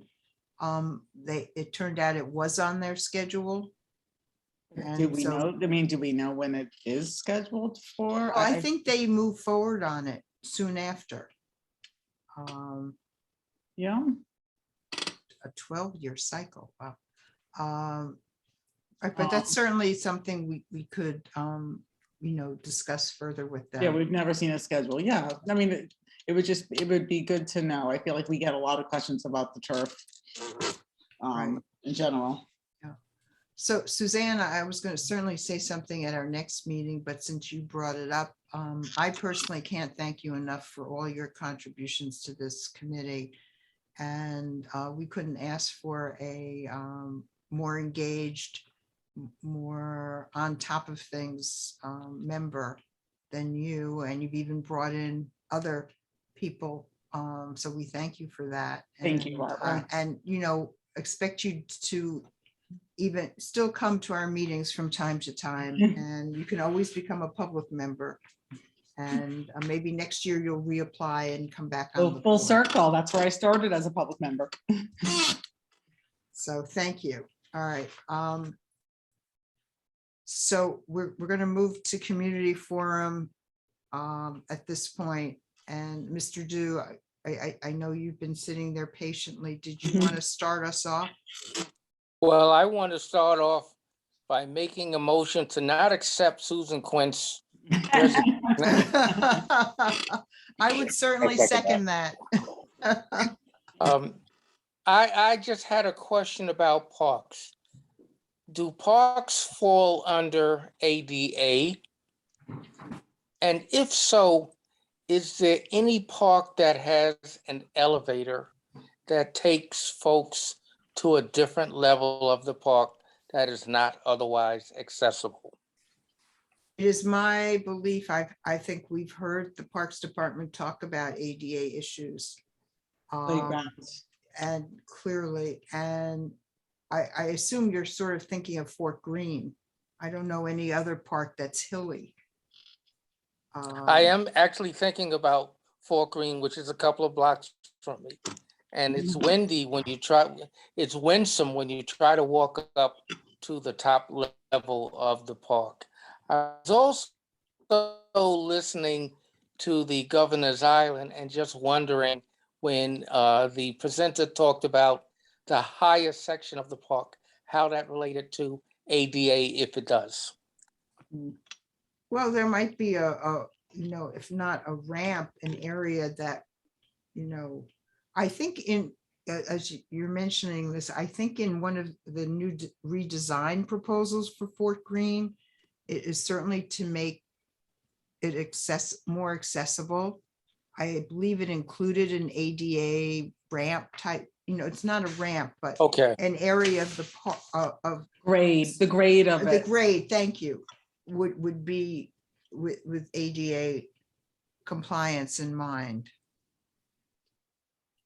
Okay, and Barbara, I did want to mention a new item. Back in 2004, when the community board did its community benefits agreement with the upzoning of downtown Brooklyn, we had included a public and some concerns about which city would John, you're manage going in the and public out. bathroom if it were to ever happen. John, you're going in and out. It's hard. Do you hear me now? Do you hear me That's better better. now? That's better. I'm not quite sure what that was. Back in 2004, the community board included in community benefits a public bathroom in downtown Brooklyn. Of course, that hasn't happened yet. The reason I'm bringing it up is that the Parks Department was mentioned as the agency that would take responsibility for that public bathroom. So I'm going to ask that it be included again this year. I don't care which committee approves it. I'm not quite sure that it's belonging to any particular committee, but it's going to go back on. There are only 6 public bathrooms in the city of New York. Every community board should have at least 1 public bathroom. So I'm just putting that out there along with ADA compliance for Fort Greene Park. I would support that going on our list. Stay and support it. I can support it in June. Yeah, I suppose the issue really would be whether or not that comes under parks. The bathroom. Well, I'm going to be mentioning it at every committee meeting because I just needed Great to get idea. on the list Okay. and something that we need to pay attention to and get, Barbara, I look at these issues as initially planting seeds, and you have to constantly Right. water the seed Right. for it to eventually grow. Yep. We do that all the time in parks. That's how parks happen. So this is just another seed Definitely. planted. Right, thank you. Sabrina, I see your hand is raised. Yeah, I saw today, I want to say I agree with John's comment, and I shared an article. I think there is a bill to expand public restrooms in New York City, but unrelated to that, I saw today that they took the trees out and all the playground equipment at Pier 1 playground. And I was just wondering if I very well may have missed a conversation about that before, but a lot of the parents I spoke to seemed surprised that they ripped the trees out, and hopefully this is in the interest of getting new newer playground equipment. But I think a lot of people in the community were kind of shocked by it happening. So did we know anything about that? No, I mean, that's not regulated by the Parks Department, Brooklyn Bridge Park. So, but I certainly haven't heard anything about that. I don't know if you looked at their website to see if there was anything on their website about it. No, I didn't realize that. But I mean, that's across the street from me. And I didn't know that it was going to be happening until it happened. I'm on their emails. I didn't see it on there. It seems like it's someone posted that it's going to be done in a matter of a couple months, which I had to get a chuckle of, that Brooklyn Bridge Park is getting a whole new playground put in 2 months. That would be the thing. That would be yeah, it seemed at least what was shared, if it's reliable, a very short timeline. So in my view, I don't think there was a lot of public information shared on that in advance. I do trust Brooklyn Bridge Park on the horticulture front to do something. If they took out trees, I'm sure they're going to put in beautiful trees. I don't know. I mean, they're just very oriented. Sure. towards that. But it did seem to me like a surprise to the community. Okay, thanks, Suzanne. Just one more I- piece of construction in our neck of I the was woods. confusing that Pier 1 with Pier 6. Sorry about that. Yeah, Pier 1, the pirate playground. So, yeah, I've been in that playground a number of times. So, okay, now, I think Mr. Morrow, who is still not a public member of this committee, we're going to turn to you. We need someone from Dumbo, come on. And you have not given us a good excuse for not becoming a public member, but go ahead. I like your shirt. Nice shirt. I designed it. It's one of my designs. Wow. Wow. Yeah. I have t-shirts, sweatshirts, tote bags. I'm doing the whole line. I was an artist at one time in my I sort of, this was something, living here for 50 years, this was my gift to the neighborhood. Like this.